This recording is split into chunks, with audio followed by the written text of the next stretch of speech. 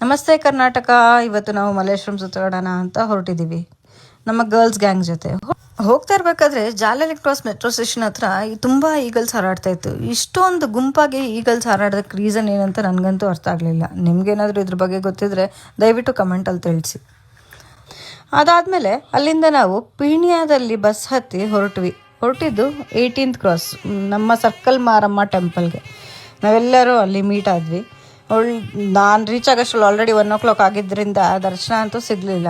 ಅಲ್ಲಿ ಪ್ರಸಾದ ತಿಂದ್ಕೊಂಡು ನಾನು, ನನ್ನ ಮಗ, ನನ್ನ ಫ್ರೆಂಡ್ಸ್ ಎಲ್ಲರೂ ಪ್ರಸಾದ ತಿಂದ್ಕೊಂಡು ಹೊರಗಡೆ ಬಂದ್ವಿ. ಹಾಗೆ ಒಂದು ಫೋಟೋ ಇರಲಿ ನೆನಪಿಗೆ ಅಂತ ಫೋಟೋ ತೊಗೊಂಡು ಅಲ್ಲಿಂದ 13th ಕ್ರಾಸ್ಗೆ ನಡ್ಕೊಂಡು ಹೋದ್ವಿ.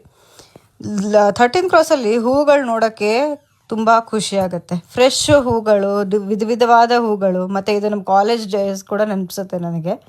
ನಾನು 13th ಕ್ರಾಸ್ ಕಾಲೇಜಲ್ಲಿ ಓದಿದ್ರಿಂದ ರೋಡ್ಗಳೆಲ್ಲ ಒಳ್ಳೆ ಸವಿ ನೆನಪುಗಳು. ಎಷ್ಟು ವಿಧವಾದ ಫ್ಲವರ್ಸ್ ಇದೆ ನೋಡಿ, ಎಷ್ಟು ದೊಡ್ಡ ಹಾರಗಳು, ಫ್ಲವರ್ಸ್ಗಳು, ಫ್ರೂಟ್ಸ್ಗಳು, ಎಲ್ಲ ಫ್ರೆಶ್ ಹೂವುಗಳು ಅಲ್ವಾ. ಅಲ್ಲಿಂದ ಮತ್ತೆ ಮುಂದೆ ನಡ್ಕೊಂಡು ಹಾಗೇನೆ 8th ಕ್ರಾಸ್ ಕಡೆಗೆ ಹೋದ್ವಿ. ನನ್ನ ಫ್ರೆಂಡ್ಸ್ ಜೊತೆಗೆ ನನ್ನ ಮಗ ಅಂತೂ ಸೂಪರಾಗಿ ಎಂಜಾಯ್ ಮಾಡ್ಕೊಂಡು ಬರ್ತಾಯಿದ್ದ. ಮತ್ತು ಅಲ್ಲಿಂದ 17th ಕ್ರಾಸಲ್ಲಿ ದೋಸೆ ಕಾರ್ನರ್ ಅಂತ ಒಂದು ಅಂಗಡಿ ಇದೆ. ಅಲ್ಲಿ ಹೋಗಿ ಬಿಸಿ ಬಿಸಿ ಬೆಣ್ಣೆ ದೋಸೆ ತಿಂದ್ವಿ. ಅದು ನಮ್ಮ ಫೇವ್ರೆಟ್ ಸ್ಪಾಟ್. ಸಂಜರ್ಗೂ ಟೆಂಪಲ್ಸ್ ಓಪನ್ ಇರೋಲ್ಲ ಅಂತ ಹೇಳಿ ಮೇಲೆ 6 ಗಂಟೆ ಮೇಲೆ ನಾವು ಕಾಡು ಮಲ್ಲಿಕಾರ್ಜುನ ಟೆಂಪಲ್ಗೆ ಹೋಗಿ ದರ್ಶನ ಮಾಡಿಕೊಂಡು ದೇವ್ರ ದರ್ಶನ ಮಾಡಿ ಚೆನ್ನಾಗಿ ಅಲ್ಲಿ ಒಂದು ಸ್ವಲ್ಪ ವೀಡಿಯೋಸ್ಗಳು ಮಾಡಿ ಫೋಟೋಶೂಟ್ ಮಾಡಿದ್ವಿ. ಮತ್ತು ನನ್ನ ಮಗ ಕೂಡ ಫುಲ್ ಖುಷಿಯಾಗಿ ಆಟಾಡ್ತಾಯಿದ್ದ ಓಪನ್ ಸ್ಪೇಸಲ್ಲಿ. ಚೆನ್ನಾಗಿತ್ತು, ಪೀಸ್ಫುಲ್ ಆಗಿತ್ತು. ಸಂಜೆ 6 ಗಂಟೆ ಆಗಿದ್ದರಿಂದ ನೇಚರ್ ಕೂಡ ಕ್ಲೈಮೇಟ್ ಕೂಡ ಚೆನ್ನಾಗಿತ್ತು.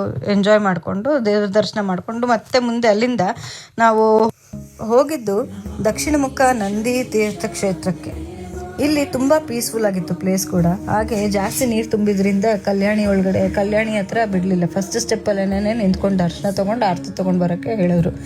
ಇದುವರೆಗೂ ಈ ದೇವಸ್ಥಾನದ ಬಗ್ಗೆ ಒಂದು ರಹಸ್ಯ ಏನಂದರೆ, ನಂದಿಯಿಂದ ಬರ್ತಾ ಇರೋ ಅಂಥ ನೀರು ಎಲ್ಲಿಂದ ಬರ್ತಾ ಇದೆ ಅಂತ ಯಾರಿಗೂ ಗೊತ್ತಿಲ್ಲ. ಈ ದರ್ಶನ ಮುಗಿಸ್ಕೊಂಡು ನಾವು ಹೋಗಿದ್ದೆ ಗಂಗಮ್ಮ ಟೆಂಪಲ್ಗೆ. ನನಗೆ ಈ ದೇವಿಯ ವಿಗ್ರಹ ನೋಡಿ ತುಂಬಾ ಖುಷಿ ಆಯಿತು. ಎಷ್ಟು ಶಾಂತ ಮೂರ್ತಿಯಾಗಿ ಕೂತಿದೆ ದೇವರು ಅಂತ ಅನಿಸ್ತು. ಹಾಗೆಯೇ ದೇವಸ್ಥಾನದಲ್ಲಿ ತುಂಬ ಡೆಕೋರೇಷನ್ ಮಾಡಿದರು. ಎಲ್ಲೋ ಲೈಟ್ಸಿಂದನೇ ಫುಲ್ ಡೆಕೋರೇಟ್ ಮಾಡಿದರು. ಏನು ವಿಶೇಷ ಇತ್ತು ಅಂತ ಅರ್ಥ ಆಗಲಿಲ್ಲ.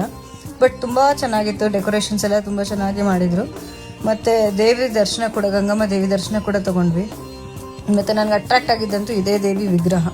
ಎಷ್ಟು ಸುಂದರವಾಗಿದೆ, ಎಷ್ಟು ಸೌಮ್ಯವಾಗಿದೆ ಅಂತ ನನಗನ್ನಿಸ್ತು. ಇಲ್ಲಿ ನನ್ನ ಮಗನಿಗೆ ನಿಲ್ಲಿಸಿ ಫೋಟೋ ಕೂಡ ತೊಗೊಂಡ್ವಿ. ಸೊ ಇದಾಗಿತ್ತು ನಮ್ಮ Malleshwaram trip. 1 day out with girls and my son. ಹೇಗಿತ್ತು ಕಮೆಂಟ್ ಮಾಡಿ.